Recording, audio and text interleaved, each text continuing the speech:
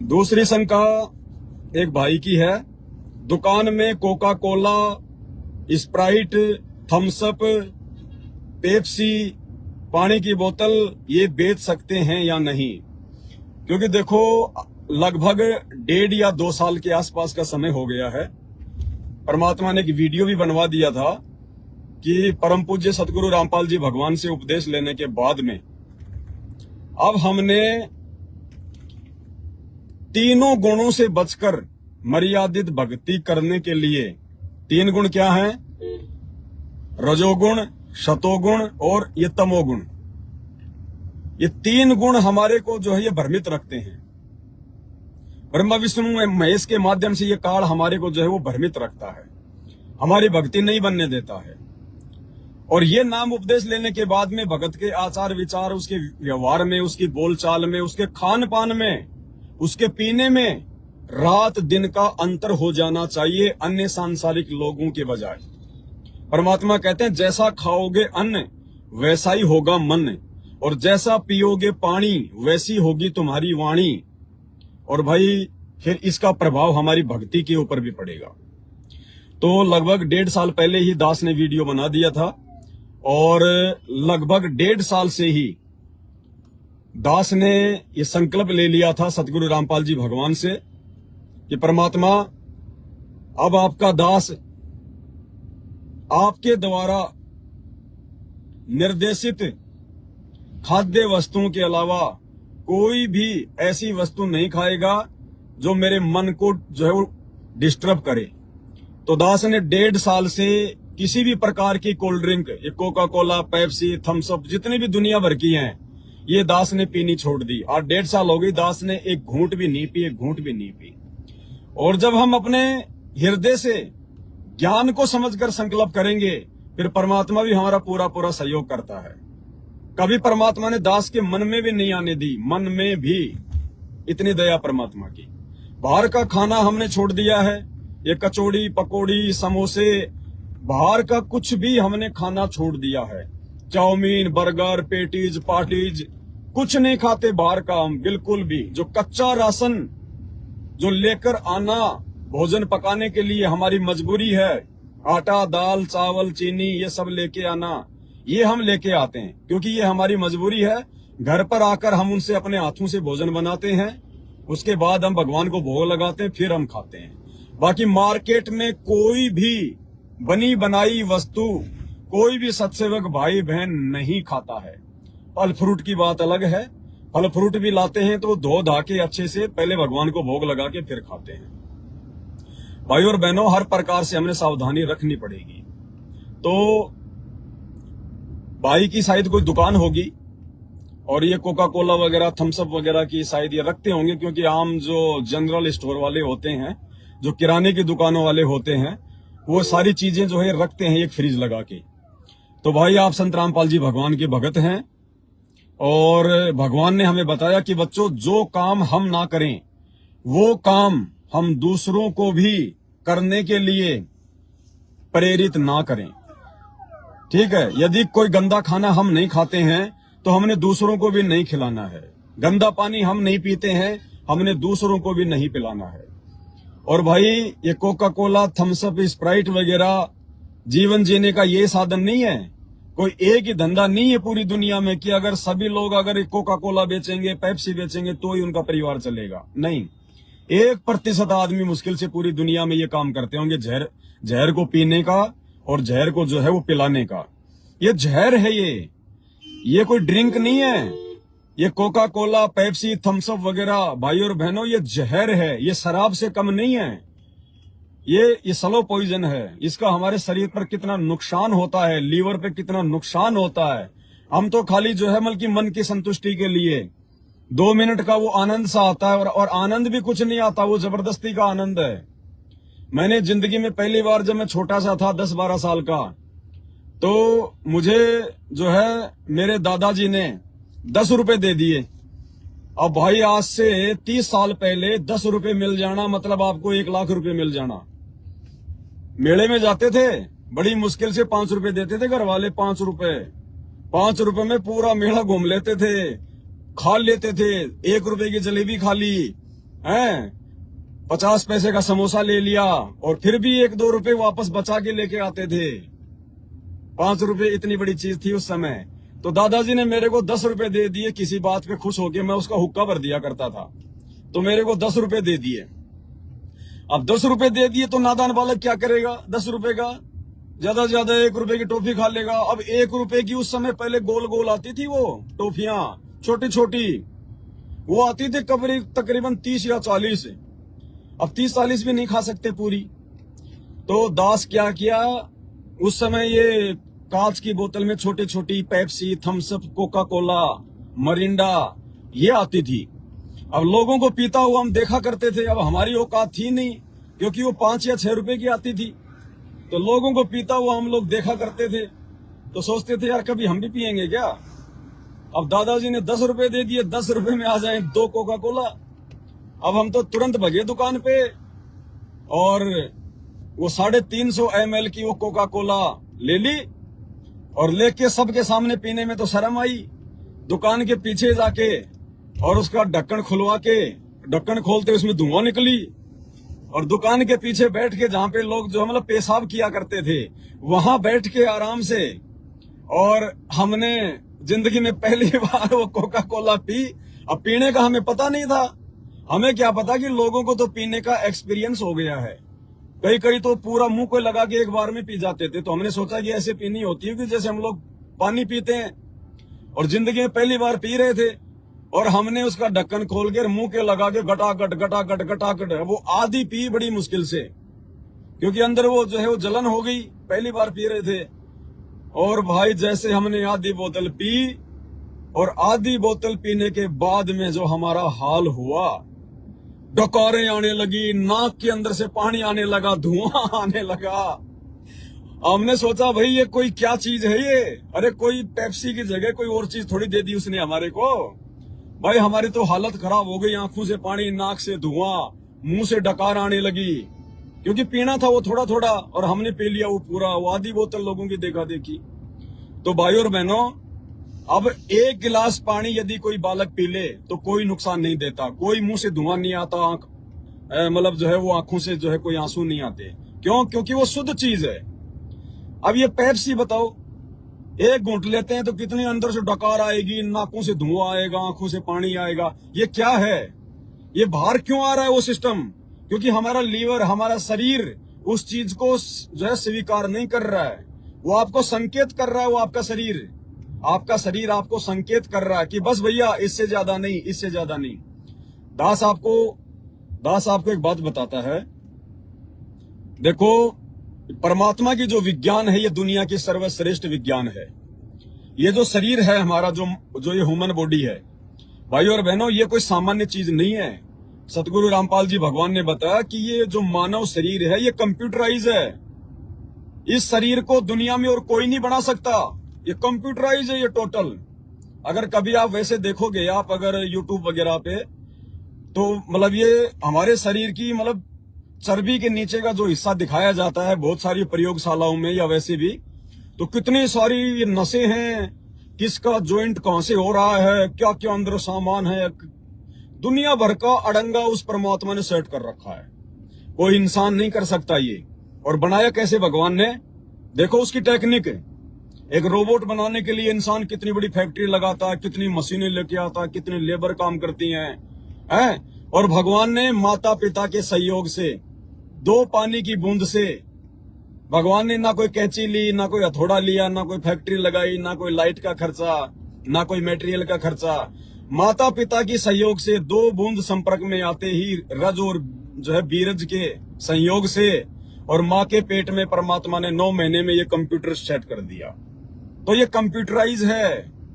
बहुत सारे मतलब सेंस जो है वो काम करते हैं, हमें आभास हो जाता कि कहाँ क्या होने वाला, कहाँ क्या होने वाला है। भगवान ने कैसे हमारी आंखें बना दी, कैसे ये जो है कान बना दिए, मुंह बना दी, जीभ बना दी, कैसे हम एक दूसरे की बातों को मतलब समझ रहे हैं, कैसे हम उनका जवाब दे रहे हैं। सांप हमारे नजदीक आएगा तो ये कंप्यूटर, ये दिमाग हमारे को तुरंत जो है मतलब अलर्ट कर देगा कि सावधान, ये सांप है, खा जाएगा, तुरंत हम पीछे हट जाएंगे। और अगर गाय या भैंस आ गई तो ये जो कंप्यूटर में जो ऑटोमेटिक सिस्टम है ये हमें कहेगा कि कोई दिक्कत नहीं है, ये तुझे नुकसान नहीं पहुंचाएगी।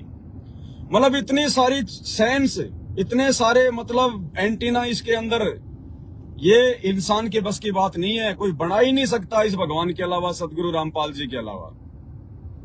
तो भाई और बहनों, इस शरीर की एक खासियत है, परमात्मा ने जो है इसके अंदर मतलब सेट कर रखा है। जैसे ही हम लोग खाना खाते हैं, अब खाना खाएंगे, हमें क्या पता, हमारा तो पेट भरेगा तब हम लोग छोड़ते हैं खाना खाने को कि बस अब मेरा पेट भर गया। लेकिन नहीं, आपके इस शरीर को कितने भोजन की आवश्यकता है, परमात्मा ने इसके अंदर इस कंप्यूटर में एक जो है वो सिस्टम सेट कर रखा है। जब आप खाना खाएंगे आराम से, नीचे बैठकर तसल्ली से, क्योंकि खाना जो है वो खड़ा होके जो है नहीं खाया जाता है। ये भगवान ने हमारे को ऐसा शरीर दिया है, इस शरीर में हमारे को बैठ के खाना खाना होता है। उसके बाद ये जो खाना होता है आसानी से अंदर जाता है और अपना जो है वो काम करता है। लेकिन हम लोग जो खड़ा होके खाना खाने लग गए, खड़े होके सारे काम करने लग गए, तो लोगों का सिस्टम बिगड़ गया। अब क्या है, जैसे हम लोग खाना खाएंगे सुबह का, दोपहर का या शाम का, इस शरीर को जितने खाने की आवश्यकता होगी, यानी जितना भोजन इस बॉडी को मिल चुका होगा, भाई और बहनों ध्यान देना, हमारे अंदर से जो मतलब डकार आएगी, सबसे पहले एक डकार आएगी। ये कंप्यूटर हमारे को जो मतलब की नोटिफिकेशन भेजेगा, एक डकार आएगी। वो डकार का मतलब है कि मुझे जितना भोजन मुझे चाहिए था उतना भोजन मुझे मिल चुका है। आप प्लीज इससे ज्यादा भोजन मेरे अंदर ना भेजें, वरना वो वेस्टेज होगा, आपको भी दिक्कत होगी। वो पहला नोटिफिकेशन होता है, वो परमात्मा की तरफ से सेट किया गया है। अगर कोई समझदार व्यक्ति होता है जिसको इस बात का मालूम है, वो तो उसी समय खाना खाना छोड़ देगा कि भैया जितनी बॉडी को जरूरत थी, क्योंकि परमात्मा कहते हैं ना कि खाने के लिए नहीं जिया जाता, जीने के लिए खाया जाता है। कई लोग तो खाने के लिए जी रहे हैं, अरे यार बड़ी मुश्किल से आज मौका लगा है, उसमें लड्डू जलेबी बनवाए भाई, चलो ढंग से खा के आएंगे, कल सुबह खाना ना खाना पड़े। परमात्मा ने कहा कि वो काफिर जो अणभावत खाई, काफिर के अंग में परमात्मा ने बताया कि वो ढेड है, वो नीच है, वो काफिर है जो आवश्यकता से ज्यादा भोजन खाता है। और परमात्मा कहते हैं जिसको अपनी भक्ति सफल करनी होती है, उसके लिए मालिक ने बताया, प्रथम अंजल संयम राखे, पाछे योग युगत गुरु वाखे। मालिक कहते हैं अगर आपको भक्ति करनी है सही प्रकार से, तो आपने खाने को लेके बहुत ज्यादा संयमित होना पड़ेगा। तो पहला नोटिफिकेशन आ जाता है उस परमात्मा की तरफ से जो उसने इस कंप्यूटर में सेट कर रखा है। आपको डकार आ जाएगी, और जैसे ही आपको डकार आई, आपका शरीर कह रहा है कि भैया मुझे जितनी आवश्यकता थी मुझे मिल गया, अब आगे आपकी मर्जी। फिर भी हम लोग ध्यान नहीं देते, क्योंकि मन बड़ा पापी है। टेस्ट आ रहा है, स्वाद आ रहा है, तो मन क्या करेगा, खाता रहेगा। फिर दूसरी डकार आएगी, फिर भी हम ध्यान नहीं देते। फिर तीसरी डकार आएगी, 3 बार हमारे को परमात्मा नोटिफिकेशन भेजता है, 3 बार। अगर तीसरी बार में भी अगर तू रुक गया तो भी तेरा कोई ज्यादा नुकसान नहीं होगा जितना तूने खा लिया। लेकिन हम लोग कहाँ मानने वाले हैं, हम तो जब तक लेटरिन आना नहीं हो जाए शुरू की, भाई अब तो लेटरिन आने वाला, तब तक हम लोग रुकते नहीं हैं। आदत इतनी जो है मतलब घटिया हो गई, टेस्ट आ रहा है, खाए जाओ खाए जाओ। अरे वो टेस्ट है क्या, टेस्ट क्या है, मरने के बाद काल वो टेस्ट ही तो लेता है। काल को जो है वो कचरे से मतलब नहीं है, काल को तो टेस्ट से मतलब है। वो वासना आपके अंदर वो जमा करना चाहता है जबरदस्ती अपनी। तो भाई और बहनों, इसलिए परमात्मा ने पहले ही काल से आगाह करने के लिए इस शरीर में नोटिफिकेशन लगा दिए, अलार्म लगा दी। कोई 1 डकार पे रुक जाता है, कोई 2 पे रुक जाता है, कोई 3 पे रुक जाता है, कोई नहीं रुकता, ध्यान ही नहीं देता, सुनाई नहीं देता। तो ये भी हमने ध्यान रखना है, क्योंकि पहले तो विज्ञान नहीं थी। पहले तो लोग इसी प्रकार से अपने शरीर को जो है कि मेंटेन रखा करते थे, क्योंकि भगवान ने तो पूरा सिस्टम सेट कर रखा है इसमें, पूरा का पूरा सिस्टम। तो यदि आपकी दुकान है कोई इस प्रकार की जिसमें आप ये कोल्ड ड्रिंक वगैरह बेचते हैं, तो भाई दास की तो हाथ जोड़, तो दास की तो भाई देखो ये प्रार्थना है, अब हमने अपने गुरुदेव भगवान पर विश्वास करके चलना पड़ेगा। ठीक है, हमने कभी अपने गुरुजी को पेप्सी वगैरह पीते देखा है क्या? हमने कभी अपने गुरुजी को कोका कोला, स्प्राइट वगैरह, लिम्का, ड्यू वगैरह पीते हुए देखा है क्या? क्या कभी किसी सत्संग में गुरुजी ने इस बात का जिक्र किया क्या? भाई और बहनों, अगर परमात्मा हर बात को बताने लग जाए, हर प्रकार के खान पान को लेके परमात्मा हमारे को सावधान करने लग जाए, तो भाई और बहनों हम ये सोचकर भक्ति नहीं करेंगे, हम भक्ति छोड़ देंगे कि यार ये तो कल को सांस लेना भी बंद कर देंगे। जैसे बहुत सारे लोगों को जब हम ज्ञान समझाते हैं और जो बेसिक नियम है सतगुरु रामपाल जी भगवान के, जब बेसिक नियम उनको हम लोग बताते हैं कि आपने ये नहीं करना, ज्योतिषी को हाथ नहीं दिखाना, ताश नहीं खेलना, जुआ नहीं खेलना, शेयर मार्केट में पैसा नहीं लगाना, किसी भी देवी देवता की कोई भक्ति साधना नहीं करना, कोई नशा पता नहीं करना, कोई माई मसानी सेठ शीतला भैरव भूत हनुमान नहीं पूजना, कोई समाधि वगैरह नहीं पूजना, मरने के बाद में उनकी अस्थियों को जो है गंगा जी लेके नहीं जाना। तो लोग कहते हैं यार भाई साहब रहने दो, तुम ही कर लो ये भक्ति है यार। ये काम छोड़ना मतलब होता है कि पूरा समाज छोड़ दो, पूरी दुनिया छोड़ दो और खाली बाबा जी बन के बैठ जाओ। वो आपको यही जवाब देंगे सीधा सा है। कोई समझदार होगा उसकी बात अलग है, बाकी ज्यादातर हमें फिर यही जवाब देंगे। तो भाई और बहनों, अगर परमात्मा ही अगर अपने सत्संगों में हमें हर बात इस प्रकार की अगर बताने जो है वो लग जाए, तो भाई और बहनों शायद हम लोग भक्ति ना करें।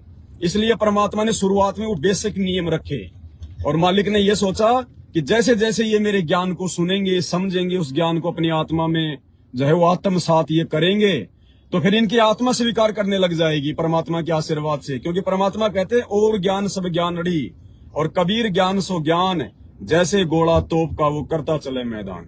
इस ज्ञान के जो है वो प्रभाव से फिर हमारे को समझ आने लग जाएगी, अपने आत्म कल्याण का चस्का लग जाएगा। फिर हम खुद भी जो है धीरे धीरे धीरे धीरे अपने ज्ञान आधार का इस्तेमाल करके उन चीजों से दूर हटना शुरू कर देंगे। तो भाई दास की तो ये प्रार्थना है कि ज्ञान आधार यही कहता है कि आप उन चीजों का इस्तेमाल ना करें, आप उन चीजों को बेचना छोड़ दें और मालिक पे अगर आपको विश्वास है, अगर आप भक्ति कर रहे हो, तो भाई देखो जितने भी दुकान वाले हैं सभी तो सामान ये रखते नहीं है। दुनिया भर की और भी दुकानें हैं जनरल स्टोर की, घरेलू सामान की, वो तो नहीं रखते कोका कोला, फैंटा, फलाना दिखना, उनकी भी तो दुकानें चल रही हैं, जबकि उन्होंने तो भगवान से नाम भी नहीं ले रखा, फिर भी परमात्मा उनका पेट भर रहा है ना। जबकि आप तो भगवान के शरण में हो। तो भगवान भगत जी परमात्मा पता नहीं कहां से अपने भगत को क्या दे दे, आपको पता भी नहीं चलेगा। जब आप उसकी मर्यादाओं पे चलने का प्रयास करेंगे, उस पर विश्वास करके, भगत जी आपके गले में भगवान पैसे बढ़ा देगा, आपके गले में। दास इसका प्रमाण है। जब मैं रबड़ी कुल्फियों और दही बड़े का टेम्पो लगाया करता था मैं उत्तराखंड में, उस समय परमात्मा ने अनेकों बार भगत जी मेरे गले में कभी 500 रुपए तो कभी 1000 रुपए का नोट मुझे मिलता था सुबह, जबकि शाम को मैं पूरे से साफ करके निकाल के लेके आता था। और वैसे भी परमात्मा ना जाने कहां से जो है वो ग्राहक भेज देगा। जो फायदा हमारे को कोका कोला में नहीं होना, परमात्मा जो है मतलब चीनी में दे देगा, आटे में दे देगा, नमक में दे देगा, और दुनिया भर के आइटम होते हैं भगत जी जो है वो किराने की दुकान में। हमने विश्वास करना पड़ेगा अपने बंदी छोड़ पर, अपने भगवान पर।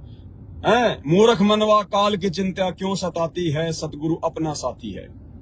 और यदि आपकी दुकान ही यदि केवल कोका कोला की है, पेप्सी की है, आपने ऐसी कोई कोल्ड ड्रिंक की एजेंसी ले रखी है कि आपके पास में कोका कोला, पेप्सी वगैरह के अलावा और कोई सामान नहीं है, तो भाई फिर आपसे दास ये प्रार्थना करेगा कि आप अपने गुरुदेव भगवान से आप प्रार्थना ये जरूर करना कि हे परमपिता परमात्मा, अब मेरी आत्मा इन बातों को स्वीकार नहीं कर रही है। देखो भगत जी, आपने मुझे ये शंका जो है वो भेजी है, इसका मतलब परमात्मा ने आपके अंदर पहले से ही वो प्रेरणा कर दी कि बेटा ये चीजें भक्ति मार्ग में बाधक हैं, ये चीजें भक्ति मार्ग में बेचना ठीक नहीं है। तभी तो आपने मुझे शंका भेजी। अगर परमात्मा आपको प्रेरणा ना करता, ये चीजें सही होती, तो आप मेरे को शंका ही नहीं भेजते। तो आपने वही विचार कर लेना चाहिए था आप जी ने 50% तो, कि भाई कहीं ना कहीं ये चीजें भक्ति में ठीक नहीं है, और आपने भेजी। अब परमात्मा ने ज्ञान आधार से उसका समाधान करवा दिया। तो यदि आपकी कोल्ड ड्रिंक की कोई एजेंसी है, कोल्ड ड्रिंक बेचने के अलावा दूसरा आपका कोई काम धंधा नहीं है, तो दास ये प्रार्थना करेगा कि जब तक आपका कोई दूसरा काम धंधा सेट नहीं हो जाता है, जब तक आपका वो माल निकल नहीं जाता है। देखो इसमें भी बहुत सारी बातें हैं। मान लीजिए किसी ने बीड़ी की दुकान कर रखी है, सिगरेट की दुकान कर रखी है, और उसके पास में स्टॉक पड़ा है 6 महीने का, तो हम उस भगत को नहीं कहेंगे कि भैया जब तक ये स्टॉक ना निकल जाए उस समय तक तो आप इसको बेच दो। नहीं, वो तो जहर है। वो तो किसी को ना बेचना ना किसी को देना, वो तो जमीन में या तो जो है मतलब की गड्ढा खोद के तोड़ तोड़ के उनको दबा दो जहर को, या फिर उसको आग के हवाले कर दो। किसी को पता भी नहीं चलना चाहिए कि वहां इसने जमीन में गाड़ दिया, नहीं तो निकाल के पिएगा तो उसमें तुम दोषी बन जाओगे। उसको तो नष्ट ही कर देना चाहिए जहर को उसी समय। लेकिन ये जो कोल्ड ड्रिंक वाली बात है, ये थोड़ी सी हमें परमात्मा राहत देते हैं इसमें। अगर आपके पास में साल 6 महीने का कोई स्टॉक है, 2-4 महीने का कोई स्टॉक है, या फिर इसी सीजन का स्टॉक है, या फिर आप अपने किसी और मित्र को जिसकी कोल्ड ड्रिंक की एजेंसी है उनको आप जी दे सकते हैं सस्ते मंदे में, जैसे भी करके 1000-1500 का जो है वो घाटा खा के आप इस बीमारी को निकाल दो भगत जी, आप इस स्लो पॉइजन को निकाल दो भगत जी। कहने का मतलब है 2-4-5 महीने या जितने भी समय, ज्यादा नहीं, मतलब अब ज्ञान होने के बाद में आपने आगे तो किसी भी प्रकार की कोल्ड ड्रिंक आपने लेनी नहीं है, आपने कोई खरीदनी नहीं है, मतलब बेचने के लिए ऑलरेडी जो रखी हुई है उसको आप जी जो है मतलब सस्ते मंदे में निकालने का जो है वो प्रयास करो, महीना 2 महीना या फिर ये वाला सीजन। और साथ में गुरुदेव भगवान से प्रार्थना करते रहो कि परमात्मा दास को इस बीमारी से बाहर करो। ए बंदी छोड़, आप समर्थ हो परमात्मा, आप इस सृष्टि में चींटी को कण और हाथी को जो है मण देकर उसका पेट भर रहे हो, जबकि वो तो कोई काम धंधा भी नहीं करते, वो तो कोई बिजनेस भी नहीं करते, वो आपकी शरण में भी नहीं है। और भगवान मैं तो आपका जो है मतलब कि बच्चा हूं, मैं तो आपका जो है भगत हूं, भगवान आपको तो मेरी विशेष चिंता है। वो पार्टी पगड़ा भैया जागी जिया जून, सब काऊ को देत है वो चोट समाना चून। तो अपने गुरुदेव भगवान पर हमने इस प्रकार से विश्वास जो है वो करके भगत जी इस बीमारी को धीरे धीरे समाप्त करो। और जब हम उस परमात्मा के लिए कोई त्याग करेंगे, हम कोई परित्याग जो है वो करेंगे, ऐसा कोई काम हम अपनी भक्ति मर्यादाओं को बचाने के लिए करेंगे, फिर गुरुदेव भगवान हमसे जो है बहुत ज्यादा वो प्रसन्न होते हैं और परमात्मा इससे भी अच्छा धंधा दे देगा, इससे भी अच्छा धंधा। हो सकता है परमात्मा थोड़े दिन आप जी की परीक्षा ले कि देखता हूं, देखे ये मतलब इस भगत के अंदर क्या विचार आते हैं। मैं इसको जल्दी से कोई दूसरा काम धंधा नहीं देता हूं तो इसके मन में क्या विचार आएगा कि परमात्मा ने मेरा ये काम भी ले लिया और मेरे को दूसरा काम भी नहीं दिया। भाई भले परमात्मा 2 साल आपको दूसरा काम ना दे, आपको अपने घर पे बैठना पड़े या और कोई मेहनत का छोटा मोटा काम आपको करना पड़े, काम धंधे में कोई शर्म नहीं है भगत जी, छोटा बड़ा कोई शर्म नहीं है। आप उसको परमात्मा का प्रसाद मान के अपना स्वीकार कीजिए भगत जी। जहां हम पहले 100 रुपए कमा रहे थे, अब हम वहां पे 50 रुपए कमा लेंगे, लेकिन अपनी मर्यादाओं को नहीं तोड़ेंगे, परमात्मा को नाराज नहीं करेंगे। हमारा साथी हमारा गुरु है, हमारा गुरु भगवान है। परमात्मा अपने भगत को कभी भी नीचे नहीं गिरने देता, निराश नहीं होने देता। टूटने से पहले परमात्मा अपने भगत को संभाल लेता है किसी भी जो है वो कारण से। तो ये दूसरी शंका थी भगत भाई की। उम्मीद करता हूं परमात्मा ने ज्ञान आधार से समाधान करवाया होगा।